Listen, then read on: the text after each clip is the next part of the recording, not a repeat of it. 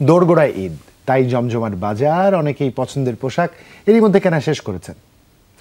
চলছে জামার সাথে মিলিয়ে জুতা, গয়না সহ অন্যান্য অনুষঙ্গের কেনাবেচা। আবার অনেকেই বাড়ি ফেরার আগে শেষ মুহূর্তে সারছেন ঈদের বাজার। তবে দাম নিয়ে রয়েছে মিশ্র প্রতিক্রিয়া। আমি আর ম্যাগি, স্বাদ ও ভালোবাসার দারুণ জুটি ফ্রম নেসলে। ঈদের বাকি মাত্র কটা দিন, বিপণী বিতানগুলো যেন জনসমুদ্র। সব বয়সীদেরই দরকার উৎসব উপলক্ষে নতুন জামা জুতো। সীমান্তবর্তী চুয়াডাঙ্গার বাজারে প্রতি বছরই থাকে ভারতীয় পণ্যের দাপট, কিন্তু এবার দৃশ্যটা অনেকটাই ভিন্ন। বাজারে কমেছে ভারতীয় পণ্যের আধিপত্য, তবে ক্রেতাদের অভিযোগ গতবারের তুলনায় বাড়তি পোশাক সহ সব পণ্যের দাম। ইন্ডিয়ান পণ্য খুব একটা দেখছি না, পাকিস্তানিটা বেশি। আমরা সিটি থেকে যেভাবে কিনি, ঢাকা সিটিতে আমাদের চুয়াডাঙ্গাতে তুলনামূলক তার চাইতে বেশি হয়ে যাচ্ছে দামগুলো।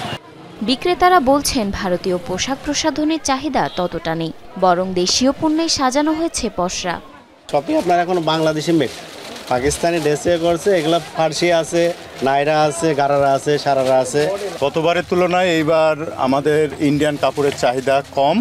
পণ্যের দাম স্বাভাবিক রাখতে আর ক্রেতাদের সাথে প্রতারণা বন্ধে নিয়মিত তদারকি চলছে দাবি সংশ্লিষ্টদের। বাংলাদেশি ড্রেস বলে পাকিস্তানি ড্রেস চালায় অথবা পাকিস্তানি এনে অতিরিক্ত দাম নেয়, আমরা এটা নিয়মিত মনিটরিং করছি। যদি এই ধরনের কোনো অভিযোগ আসে তাহলে অবশ্যই আমরা আইনগত ব্যবস্থা গ্রহণ করব। প্রতি বছরের মতো এবারও জমজমাট কুষ্টিয়ার মিরপুর উপজেলার ঐতিহ্যবাহী পোড়াদহ কাপড়ের হাট। সাধ্যের মধ্যে হওয়ায় পাইকারি ক্রেতাদের পাশাপাশি খুচরা ক্রেতারা খুঁজে নিচ্ছেন পছন্দসই পোশাক। দর্শনা থেকে এসেছি এখানে পাইকারি মাল কিনতে। অনেক রকমের আইটেম পাওয়া যায় ড্রেসগুলো, তাই এখানে আসা হয়।